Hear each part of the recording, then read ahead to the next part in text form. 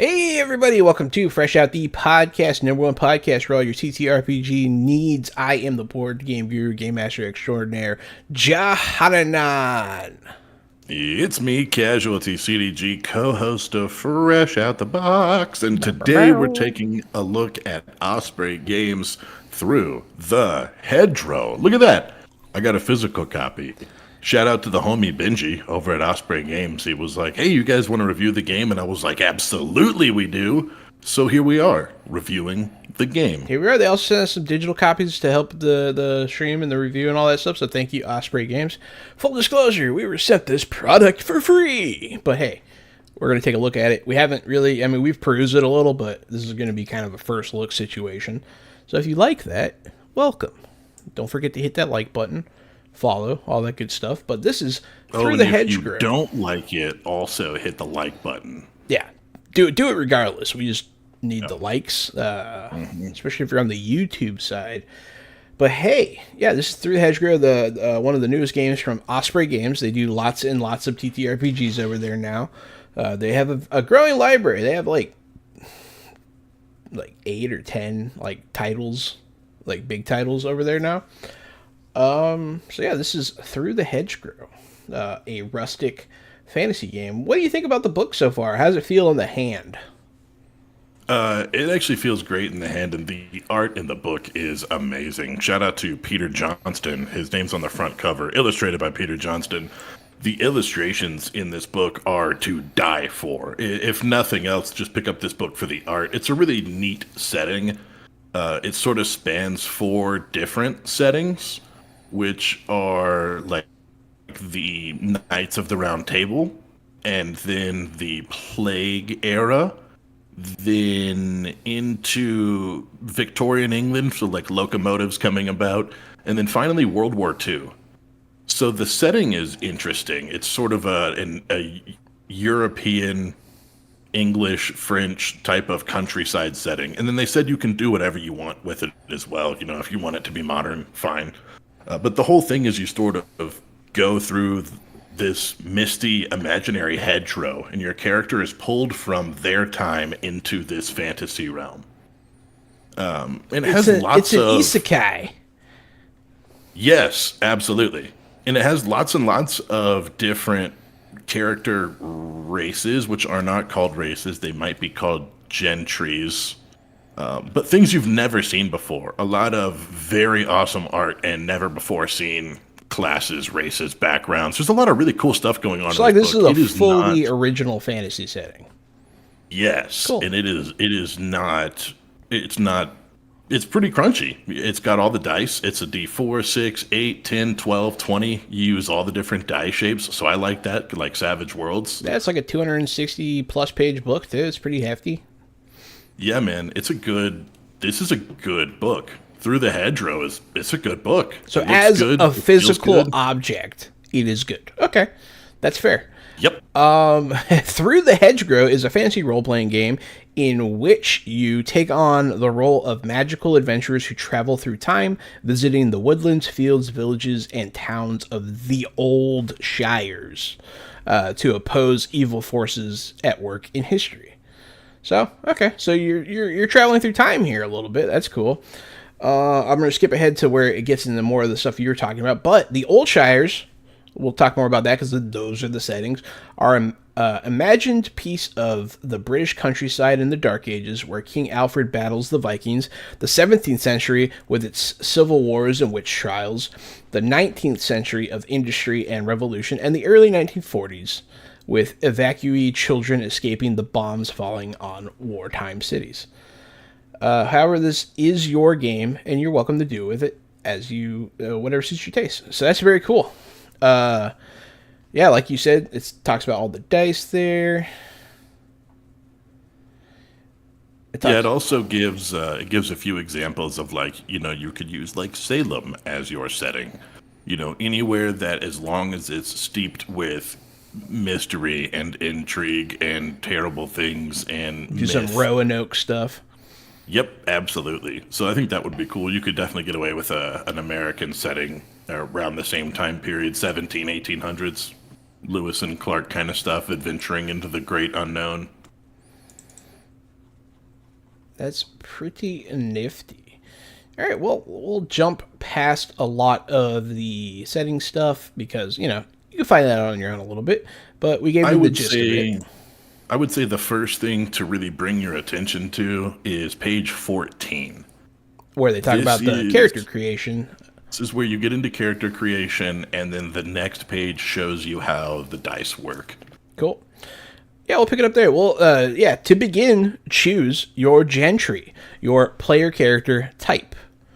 They have some pretty interesting choices, like you said, bugbears, flayboglins, Bugaburs. bugabers, flayboglins, Flayboglins. heathen clerks, hodkins, Hodkins. motleys, Wezzles.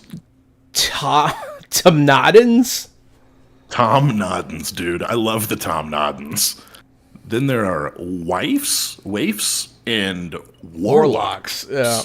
So those are the gentries you can choose from. Bugbears or bugbears are headless fae who wear turnips on their neck, stumps, and once served the dark, and perhaps in their wretched hearts still do.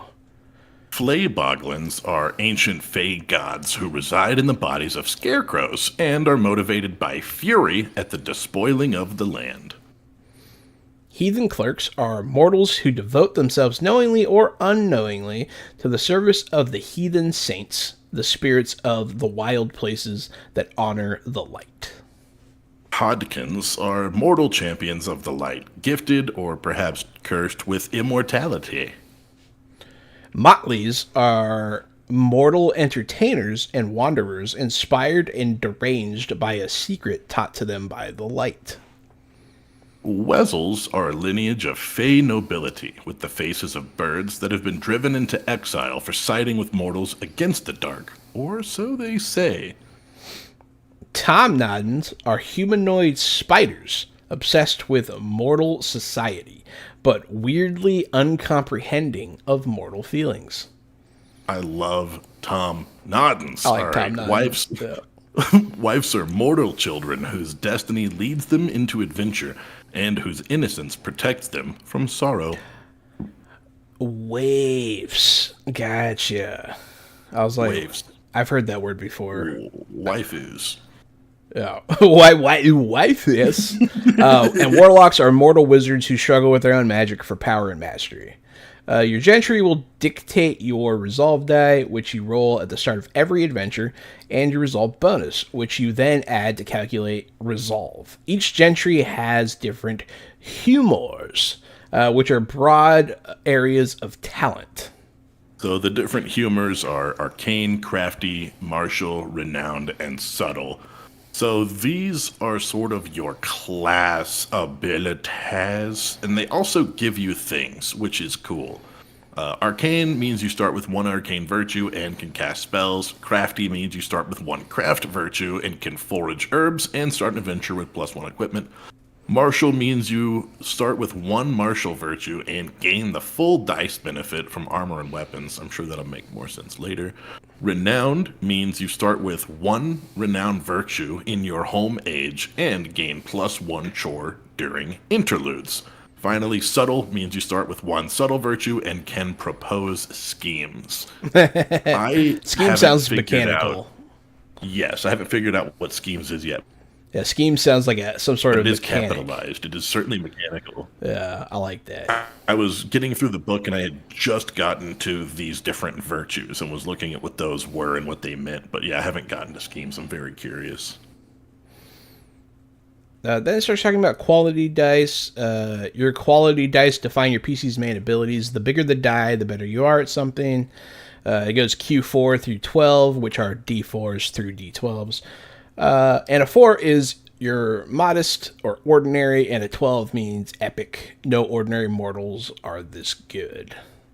When you're picking your stats, your main stats are charm, might, wits. You can start with a D6 in all of those, or do 1d4 and 2 D8s. The other stats you have, which are Doom, Gremir, and Virtue, they all start at certain numbers already. The Doom starts at a 4, the Gremir starts at a 4, and the Virtue starts at a 6. The Doom is kind of cool the higher your doom gets, the closer your character gets to their story's end. And that doesn't mean a dead character. There's a 20 chart to roll on for a d20 to see how your character meets their end, and it's more of a narrative end and then says that you do create another new character after that. So retiring characters in these grandiose ways or having them be doomed from the beginning is just part of the game. I think that's a neat mechanic. I do too. It encourages retiring characters. Friggin' Wolfrup, Warhammer Fantasy Role Playing Game, had a similar thing that was possible. But that game was That's very right, unusual. and it would give you like more experience towards your next character, right? Yeah, it was cool. If you accomplish certain goals, like life goals, and you achieve things with your character before you retired them, you would get to make a new character with bonuses, which is pretty interesting. And I don't know if this has that, but This game is cool. Yeah, when you're doomed in this one, when it maxes out, you get to pick like a D6 of different effects. And one is like your legend goes on, and like the next time the characters go into a narrative, the Briar Guards will know of the lore of the character that passed away, like it's part of the history. Or your character can come back as an NPC, like low level god, and literally boon the party. Like there's a bunch of different things. You can make it hallowed ground where wherever the event where you retired happened will always give people buffs. So there's a lot of cool stuff. But yeah, you're exactly right. There are mechanics to it to make it you know, more fun to retire a character. I like that a lot because all tabletop role playing games really focus on the beginnings. Not many focus on ends, and ends are what give the journey meaning a lot of times. And so that's interesting. I like that. That's good writing, I think. Yeah, it is very cool. Speaking of good writing, the next page gets right into the different gentries. Bugabur's the first one.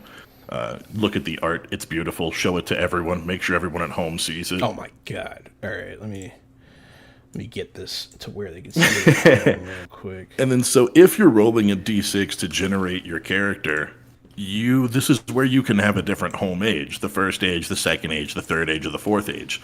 So you could be right here from World War II. You could be a Bugabur from the World War II era, or you could be from Arthur and the Knights of the Round Table era, or the Victorian era, or whatever else your party, your players, your game master, what era you choose to go from. I think it would almost be fun to bring people from the modern era as well back to this time traveling situation. Hi, Mr. Kapow. Sorry, I didn't see you there. I was reading. Yeah, no, people are definitely afraid to end characters. Yeah, no, we should play this. This is fun. I like this. Right? It's a very neat setting. It is. It's very fresh, and that's what we do on Fresh Out the Box. So That's exactly right. I do like that artwork a lot. It's so disturbing, but also kind of, I don't know, man. I'm getting a lot of. It has a little bit of that Over the Garden Wall vibe with some of this stuff. Yes, it does. Like, it kind of feels like we're in that world, and that's pretty cool. I completely agree. Do you want to look at this Bugabur stuff? It is really cool. Yeah, sure. We'll focus on, we'll go through one of the gentries fully so that people can get a smell of You what might even to want to go expect. through two to see how different they are, because they're different for each class. Yeah, Or each gentry, rather. Bugabur. It is a Fae. Its RSVD is D8, result bonus +4. Humors, Arcane, Focus Swords, or Martial. 0 free respites. That is, you can like force party rests where people heal and stuff. Some classes can force respites. Yeah. And one of the things you can do is if you're one of those classes and have a tea making kit, you can force a respite and make tea. And it makes a whole different mechanical thing happen. Tea making is part of the game with a d20 of mechanical effects. Very whimsical. I like it. I enjoy whimsy, personally. I do too. I like what's going on here. Yeah. Bugbears are misshapen, hairy, and headless monsters who wear their victims' heads attached to their own tooth-lined necks. The head seems to live, but the voice from its dead lips is the bugbear's own.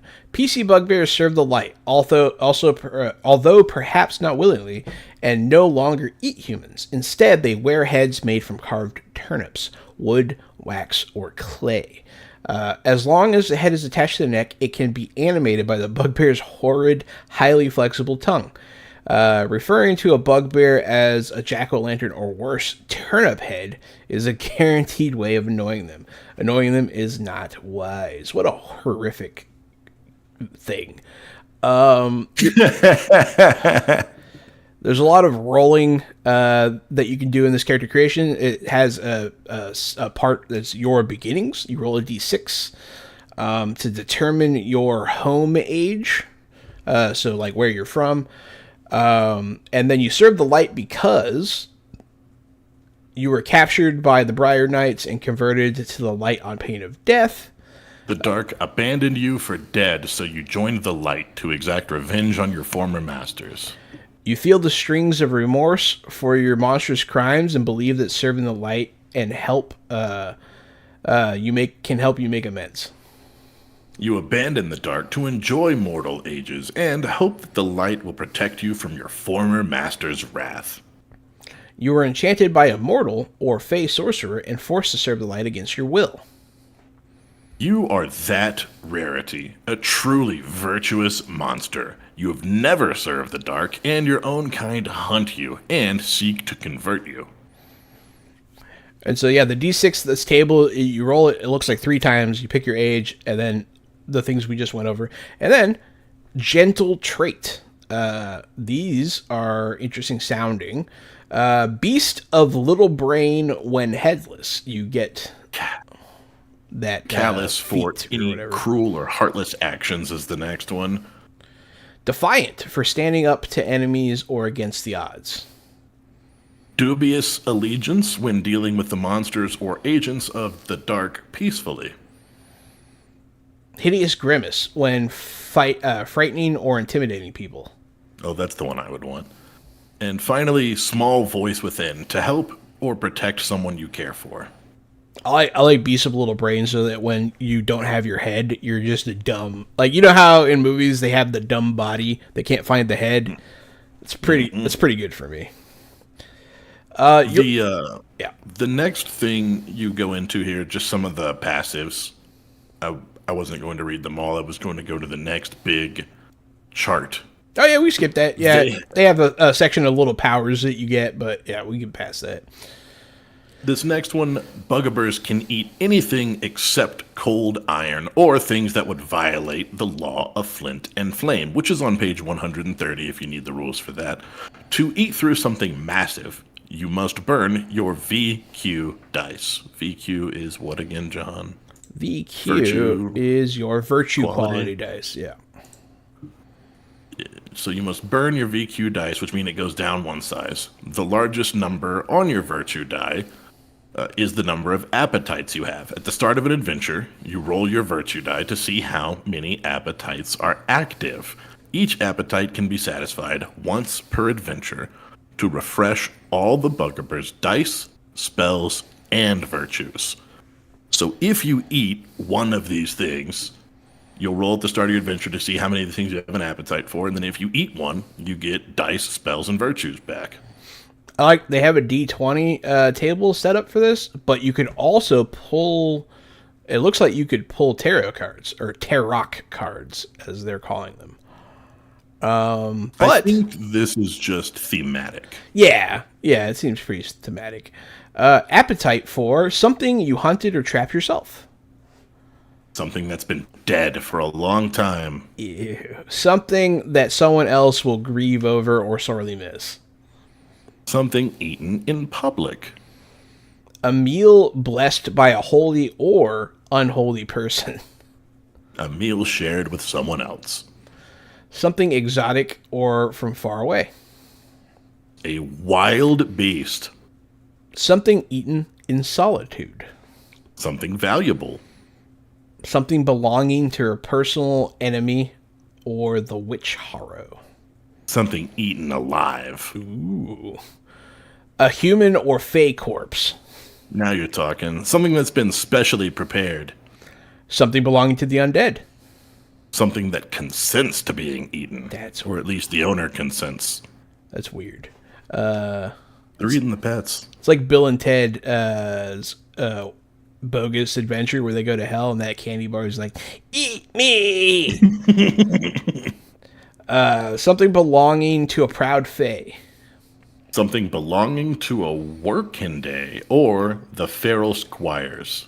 I wonder what a Verkind is. I don't know. Something magical or beautiful. Oh, I bet it's werekind. I bet it's a werewolf. Werekind. Yeah. Yep. Something magic or beautiful. After that, the last one is something. Yourself or something you love. You can cause injury. You don't literally have to eat your entire self. I don't know what these gentle virtues are on this next page, but I know that these are also cool. So it is a D6. It's probably like a talent or a feat. Yes, you're probably right. The first one is clay face. As a chore, make a head out of clay, wax, or a department store mannequin. While wearing it, you're treated as a mortal until the next sunrise or sunset. Creeping shadow. You are subtle and acquire one subtle virtue. Oh, that's neat. Hardy like vermin. You're immune to poison, drugs, and disease. Grand gourmand. +2 appetites. And add 2 to the number of appetites that are active in an adventure. Rock noggin. As a chore, make a head out of stone. This head is not destroyed the first time you are defeated, but it shatters as usual the second time. Skullface. During a respite, make a head out of any corpse and gain access to the corpse's language and basic memories. Pretty awesome. Pretty stuff. cool. And that's the bugbear, guys. The bugbear. Like that. A lot of flavor there. A lot of flavor in that text, for sure. Look at this flay-boggling, but I know you and I are going to want to do the Tom Noggins next. The Tom Noggins, I mean. Yeah, we'll go take a look at the Tom Noggins, but the scarecrows are pretty cool. Yeah, make sure to get the good art pictures here. These are all great. These are all full page, full color renderings of all the different gentries, which is awesome. Yeah, they're pretty sick. Yeah, I can get them up there eventually. Let's see. Where are these silly little guys? I think it's the Tom Noggins one. Nope, it's not after Motley's. I've seen the Birdface people, though. They really mean, like, Birdface. Yeah, the Wezzles. Yeah, they are. I think the Tom Noggins is right after that. Oh, my God. That thing's horrible to behold. Isn't it beautiful? Don't you love the Tom Noggins? It's wearing a Plague Doctor mask. I'm showing people at home. It's got spider limbs. That's horrific. Tom Noggins are enormous spiders who disguise themselves with long coats, hoods, hats, and goggles. Their faces are filled with bulbous eyes that, unlike normal spiders, contain expressive pupils.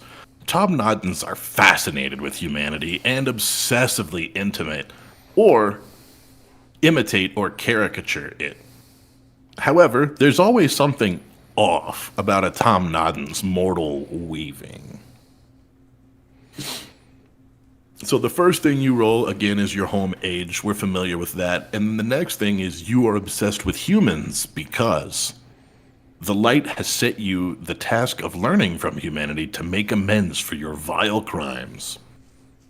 They are fragile, broken creatures that need discipline and guidance.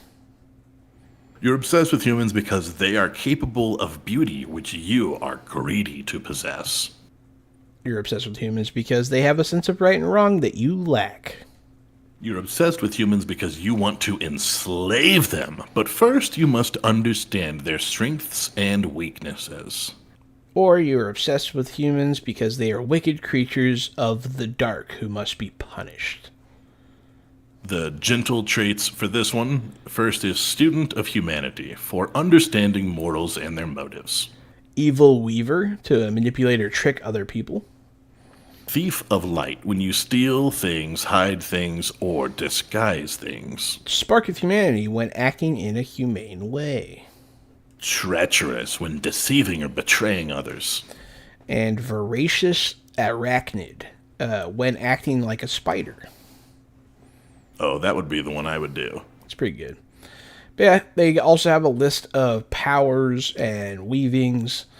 And the weavings operate completely differently from what the that's what they have instead of like the Bugabir's appetites. Mm-hmm. So for a weaving, you roll, draw, or choose a weaving that represents the persona or identity you've crafted for yourself. Treat this as an additional trait. Once per adventure, gain a free respite for furthering this identity in some way. Interesting. Weavings. The scholar. You are fascinated with education, but your chosen area of research is absurd or disquieting, like the pain capacity of butterflies or the dying wishes of serial killers. And a reminder, these are part of your human persona that you are crafting because you're not a human, you're a spider monster. Next weaving is the healer. You imitate a nurse, doctor, surgeon, faith healer, or psychiatrist. However, you have odd notions of human health, and your bizarre therapies often make patients worse. You're like Dr. Zoidberg. Now let me see that swim bladder. Mm-hmm. The merchant. Humans love making money. You imitate a peddler or salesman, but your products never connect to human desires, such as selling wasps as pets or perfume scented with dung. Oh, fuck. The noble. You adore pageantry and imitate a noble, giving yourself a bizarre title or coat of arms. You frequently challenge people to duels for weird reasons. It's pretty funny. The ranger. You imitate a gamekeeper, vet, or conservationist. You can be cruel, either punishing humans for harming the merest flower or birds for eating worms. The lover. What's more romantic than love? Romantic love. Each adventure, you fall in love with a different mortal and court them with inappropriate gifts or disturbing love poems. It's pretty funny.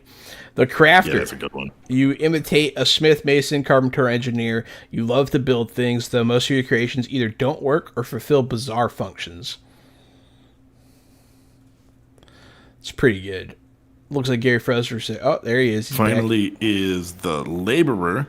You imitate a farmer, miner, or hauler. You look for helpful work to do, but you frequently end up destroying the very tasks you try to help with. Oh, shit, there's more. There's like 20 of them. The monk. Religion is a fascinating human institution. You imitate a monk, nun, abbot, or abbess, priest, or bishop, but you get the beliefs wrong and preach strange messages. I think I would want to do that one. That's a good one. The pauper. Just as fascinating as money is poverty. You imitate a pauper or beggar and ask other mortals to show you kindness or charity, but you rarely respond appropriately. The constable. You imitate a sheriff, police officer, or detective. You have a weak grasp of the law and enforce weird laws that only make sense to you. The criminal. You imitate a thief or a pickpocket or a criminal mastermind. Your crimes are fanciful, such as stealing spoons, or sinister like stealing children, but not usually outright harmful.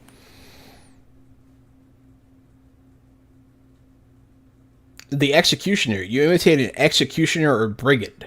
You are more concerned with the ritual of dispatching people than the reasons. So your choice of victims can be arbitrary. Having to deal with that murder hobo psychopath. Yeah. The artist. You imitate a musician, poet, painter, or writer. The oddest things tend to serve as your muse, and the art you create is invariably weird and upsetting. The villain. Tom Nuns who imitate villainy are more likely to serve the dark, but your idea of villainy can be ludicrous, vandalizing public toilets, or surreal, kidnapping ferrets. The politician. You involve yourself in mortal politics, urging strikes, protest marches, armed rebellion, or just signing petitions. Your causes are always weird. Vote for the hedgehogs. The philanthropist. Just as some Tom Nuns are fascinated by villainy, others imitate goodness. However, you misjudge exactly what help people need or who is most deserving of it. The visionary. Humans are dreamers, so some Tom Nardens who do not dream imitate their idealism. You try to recruit mortals to follow a mystical project or end-of-the-world prophecy. The soldier. You imitate a knight or soldier. You delight in uniforms, discipline, and weapon maintenance. However, you're unclear about the point of violence and start more conflicts than you resolve. The last one is children, the child. Children intrigue you. If you cannot pass as one, elastic form might help. That's one of your passives where you can get down to the size of 3 feet with ease. If elastic form can't help you pass as a child, then you seek out roles to watch over them. You don't intend harm, but you have a shaky grasp of what children are capable of. That would be really fun to play a Tom Noddens that had a child with you, and you just thought the child could do whatever anyone else could do. You just throw him. You're like, go get him. Just throwing a kid. Child, drive that car. Friggin' short round. Oh shit! Indiana Jones might have been a Tom Nodden. And then they also have the gentle virtues like the other one did, where it's a D6 of things that are pretty dope. The first one is Blood Guzzler. Restore all RSV in a breather after a successful combat challenge with warm-blooded enemies. So you get your resolve back on a short rest. Because you drink their blood. Yeah. Further hands at work. You have a third pair of hands, allowing you to use 2 of the listed benefits or the same benefit twice. Lethal Lob. You are martial and acquire 1 martial virtue. Nattercap. You speak with spiders and can ask spiders to perform simple favors, but this virtue then exhausts until the next respite. Spiders won't travel further than a neighboring room or building and don't have long memories. Warp and Weft. Choose another weaving. As a sorcery chore, you may select this virtue more than once. Do that again. You bugged out. Choose another weaving. As a sorcery chore, you may switch to this alternative weaving or back again. As a sorcery chore, you may select this virtue more than once. It's kind of cool. That is kind of cool. Web spinner. You can spin webs, gain an unlimited soak die equal to your virtue die for challenges like climbing, swinging, tying things up, or setting traps. Jeez, I'm sure that's pretty strong. I'm sure that has something to do with something that we don't know about mechanically. That means that you can pass those things. You can just be allowed to pass those. That makes sense. After all of that, I was like, "Oh, that's strong." After all of that, you get into heroic traits. Traits are quirks, convictions, and codes that help you roleplay strange creatures and mortals, monsters, and lost children in a fantasy setting. You gain a gentle trait from your gentry, a home age trait from the century you live in, and a heroic trait. Roll, draw, or choose from the table below. Once per adventure, you can ask the judge, who I assume is the storyteller, for a free respite when you express one of your traits in an entertaining way. Traits are also offer a D4 to any relevant challenge or check, and unlike other soak dice, they are unlimited. They never exhaust. If you are under oath, traits confer D6 instead of D4. So, like, here are the heroic traits. Just a reiteration We're just going through, giving you a bit of a preview. Oh, I'm sorry. Go ahead. We're not going to eat into the exact mechanics, but just giving you a little flavor. This is still part of character creation, so after you do that and then you get your gentle trait, you also get a home age trait from the era you're from, which I haven't looked at yet. We'll go to that in a second. Let's talk about these heroic traits, which is the last thing you'll get here. Heroic trait, Wizard. When casting spells of one suit, cups, pinnacle, swords, or wands. When casting spells of one suit? We'll figure that. Oh, you get to pick one suit, maybe? I don't know.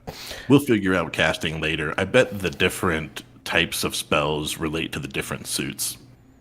Yeah, probably. And it looks like they're going to be tarot suits, too.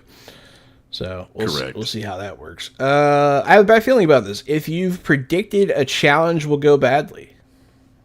Upon my word, while carrying out an oath.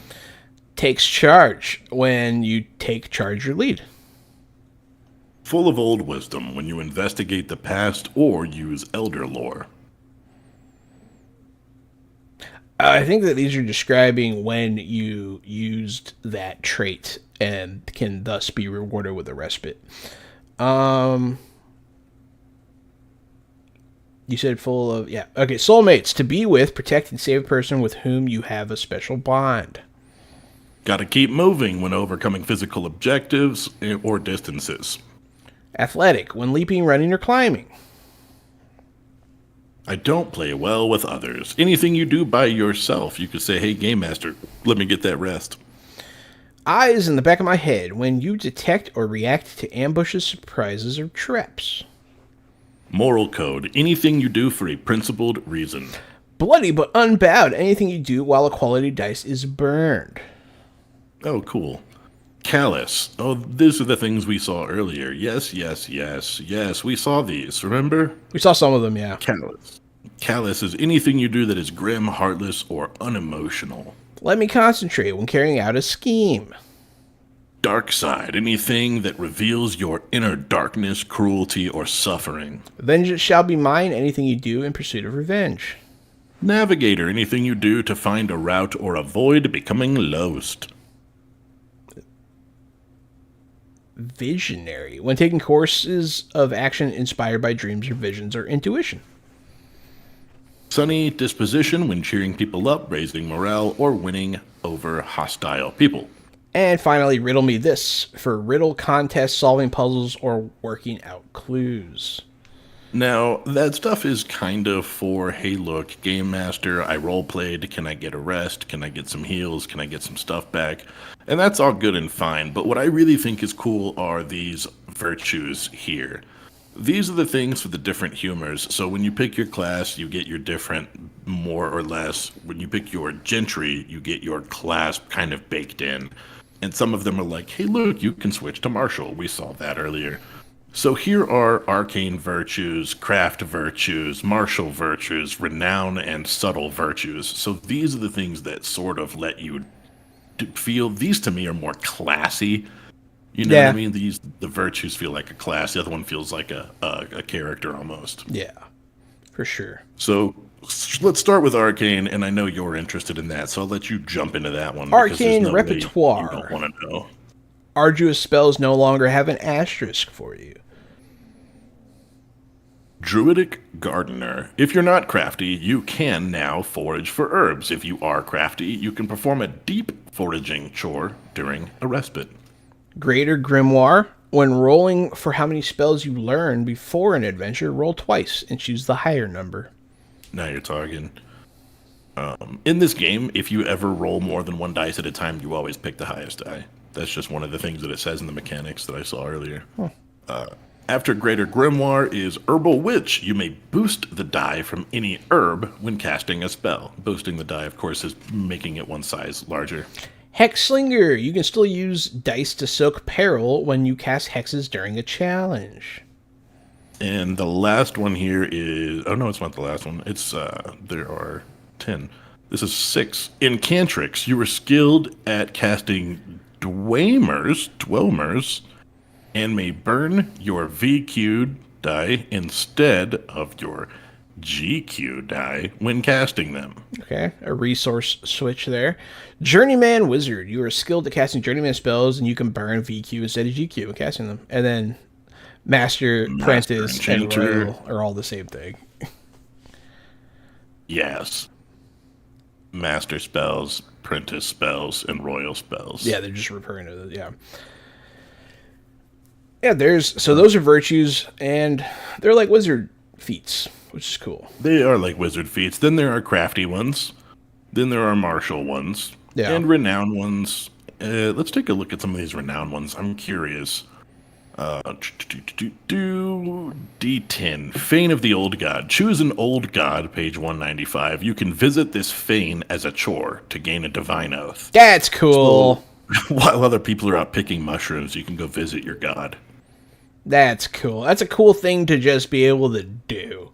You don't have to be a warlock to have that. You can just do it. Let's skip around a little bit. Healing Hospital. Perform a healing chore here. Fully refreshes all quality dice. Magical Sanctum. Performing a healing chore here fully refreshes a burned Grammar die or performs a sorcery chore reroll. So you get to really heal your people with renown here. It almost seems like there's a big... Woodland Allies is a good one. There's a big mechanic where you're just straight up playing with the dice and like doing like... Yes. They're also a resource, an expendable resource that you can gain and lose. And I want to get more into that. One of the renowned things here is Woodland Allies, where you can summon a group of wild animals, all of which are NPC allies, equal to your virtue die for challenges that ordinary animals couldn't contribute. They assist you until the next sunrise or sunset. Whichever's closer. Here's the Doom. The Doom is on the next page. This is what I was telling you about where characters are mint. Everyone has a Doom, and your Doom goes up. And when your Doom gets bigger, your character goes bye-bye, which is cool. When you perform a Doom trigger, you advance your Doom die for the rest of your adventure. Your Doom quality die is unlimited. You can use it multiple times during a challenge, but, it has already gone up in size. Roll or choose your Doom from the following table. Oh boy, there's like 20 of them again. Yeah, there are. We don't have to read them all, but the Dooms are cool. Fallen in flames, you're overcome with pride, leading you to ruin. Trigger, avenge an insult or wrong done to you. So if you avenge an insult or wrong done to you, your Doom die gets bigger. You get to roll a bigger die all session, but you're one step closer to falling in your own flames of pride. I like... That kind of falls into the same wheelhouse as hoisted by your own petard. Something you have set in motion comes back to destroy you. Trigger. Doing something that creates a new enemy or strengthens an existing enemy. God, that's a good one. Hell yeah. There's so many characters that I like. So sometimes when people are playing, they do that a lot, and that's a good one. This one is walks alone. If the trigger is doing something behind your companions' backs or against their wishes, and the thing is you betray your own companions, so you sort of have one last hurrah where you betray your companions and off you go. If you scroll down just a little bit, Jahan, here, you'll see Constellation. This is what I was talking about, where if you doom your character, you get to pick one of these things. Your character's doom becomes an epic piece of Elder lore. Your character's doom site becomes a mythic site. Your character returns as a minor old god. Or your next PC starts with one quality already advanced. And that's what you were talking about, where you could start with a stronger character. That's pretty cool. Of Ancient Ways, checks and challenges. So, a little bit more into this resolution system. Through the Hedgerow, it uses two sets of rules for working out what happens when your character is faced with something difficult or dangerous. An outcome check, simply known as a check, is a quick roll to see if you escape trouble or accomplish something straightforward. That's pretty basic. And then a challenge is a more complicated set of rules to see if you can accomplish something significant, normally with obstacles or opponents, and consequences if you fail. So yeah, that's basic check, and then like a challenge roll. A lot of games have that kind of thing. Resolve represents your spiritual, physical, and emotional strength. At the start of each adventure, roll your resolve die and add your resolve bonus. This is your starting RSV. When your RSV drops to 0, you are defeated. You restore 1 point of RSV when you take a breather, and all of it back to its starting score when you take a respite. The defeated table shows distracted, weakened, captured, stricken, and vanquished as the different defeated outcomes. So it's not just death. That's always cool. We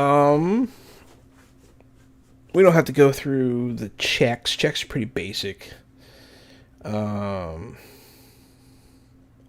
they do have something called the peril die, which is interesting.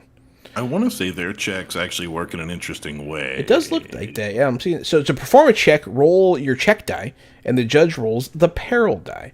You're trying to match or exceed the peril die with your roll. The peril die is typically a d6, but it could be a d4 in situations that are in your favor, or larger when the odds are against you. There are some circumstances where the nemesis die is used as well as the peril die. You choose your check die. It might be your most appropriate quality dice or a helpful equip die. For example, concealing garb could be used for an outcome check to avoid detection. Making an outcome check does not exhaust your die. You may use a die that is currently exhausted, but this costs you 1 RSV. If your check die is larger than the peril die opposing it, then at the judge's discretion, you may spend 1 RSV to declare the check successful without rolling. So there's a fair amount of like resource management in here, and like player resources, not like, lumber and stuff. But I think I like that. I think that they have a pretty well thought out system here for that, for gains and losses and all that kind of stuff. I figured out what scheming is. I finally found it. It's a chore, and when you come up with a scheme, you boost your WQD, your wits quality die. Cool. Okay. So a lot of the stuff you're doing, so it feels like you're these characters. These characters have big personalities. Sometimes all of you have interesting gentries. So you're either fey creatures or strange mortals. You're all dealing with this time travel, magical hedgerow stuff, and so you're playing as these characters. And the better your role playing and being true to your character's self, the more power you gain, essentially, which is interesting. Seems like it's really focused on rewarding you for role-playing, if I'm reading correctly. That it does appear to be correct. You can literally get health back from role-playing in this game. Here's a little bit of a soak dice breakdown here. We're hearing about soak dice earlier. A soak die deducts its result from the peril your character suffers. You can roll as many soak dice as you like and choose the highest score. However, most dice exhaust after you roll them, so you won't be able to use them again during this challenge unless they are unlimited. Like with the spider creature's web ability.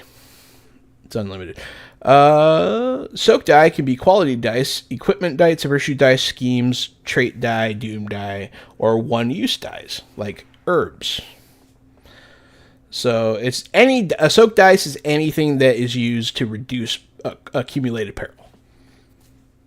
Makes sense. Makes sense to me. There's also support dice. You can make supporting rolls. Exhausting dice. Most dice exhaust after being used in a challenge, but not in a check. They can't be used again until you restore them by resting.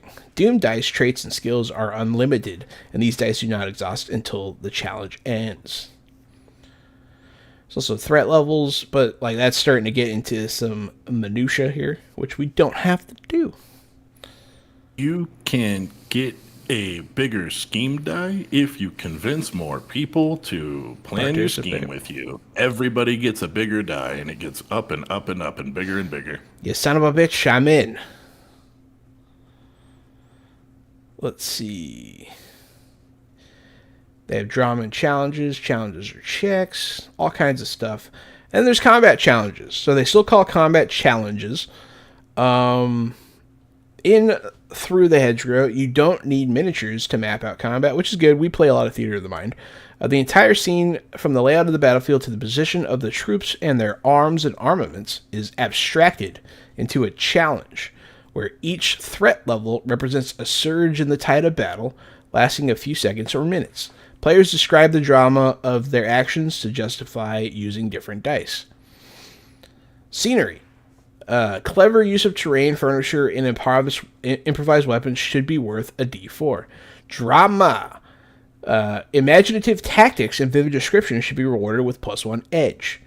Ambush. Sneak attack prevents the peril die from being rolled for the first threat level. Make an outcome check to see if you can pull this off. So, yeah. You're building up this drama. You're using scenery. You're setting yourself up to be able to roll better by role playing. Yeah, it really is based on that, and it's interesting. It's interesting the way they do this. I would love to really get into the system a lot more. It seems to be a lot to it.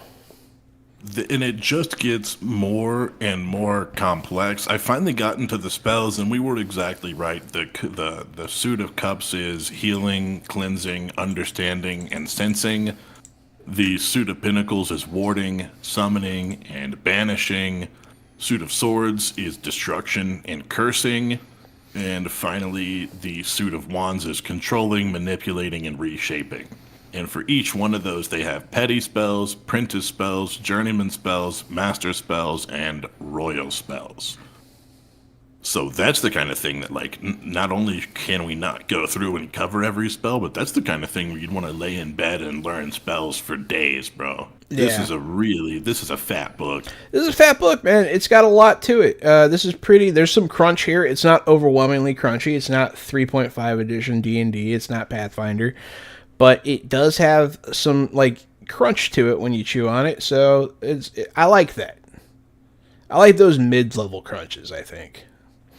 Yeah, I'm with you here. This is also, I like an original setting. They're doing the gentries, they're doing the humors. It's still races and classes or species and classes, whatever you want to call it, but it's cool. They've done everything different. There's a lot of new things here I've never seen before. Yeah, it's funny. A lot of time we've looked at so many games at this point, and sometimes they have a lot of races and classes and stuff like that are weird and they don't mesh that well.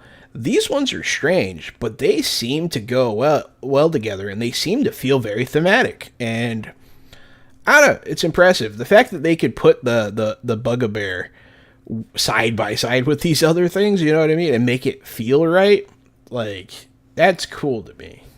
Go to page 127. Get a look at this stuff. Oh, the Pelican Fisherman, is that what you're talking about? Is that just not a handsome young boy looking like Friar Tuck? It is. Let me put that on the screen. But yeah, see, this book has feeling, and I think we're getting that a lot. We always talk about whether or not the setting is baked into character creation, and I think without a doubt it is here. This is something I love to see. So they get flying colors for me. The art is great. I love that things are baked in. The setting is interesting. The characters are interesting. I would play this game. I would play the crap out of Through the Hedgerow, and I have a physical book which has nothing to do with how much I like this, to be honest. If it wasn't that interesting, I would be like, damn, it is that interesting. Hey, I didn't get a physical book, and I still like it, so... Yeah, no, it is that interesting. I would play Through the Hedgerow, and it does especially feel Halloween-y and autumn-y and fall-like. So just for the season, it's especially thematic. Yeah, maybe that's part of it. It feels like now, and that's interesting. It does like I get those Over the Garden Wall vibes, and it's that time of year to start to watch that show again. And Over the Garden Wall, what did I say? I don't know, but yeah. So I think we're in agreement here. Through the Hedgerow, I think it's an absolute win from Osprey Games. I think it's one of my favorite things I've read from them at this point. It's really good. I completely agree. The art is also phenomenal. The setting is very, very cool. Go to page 150, Jahan. Go look at that art. There's a Nazi here, and there are two jackrabbits with nooses, and a dog and a cat like coming at you through the woods. The next page, it's like a 2-page thing. There's like a screaming fox werewolf. Like it's a whole thing. You know what I mean? There's a whole thing going on. There's a vibe going on. I'm about it. I'm about it's like it's Narnia with Nazis. Even though Narnia like took place during World War II, right? If you scroll down just a few pages, John, 156, 157, it's like a Viking ghoul goblin double page scene. Ooh, that's a good one. Yeah, man. I'm here. I'm here for Through the Hedgerow. I'm gonna say this is fresh, certified fresh, 100%.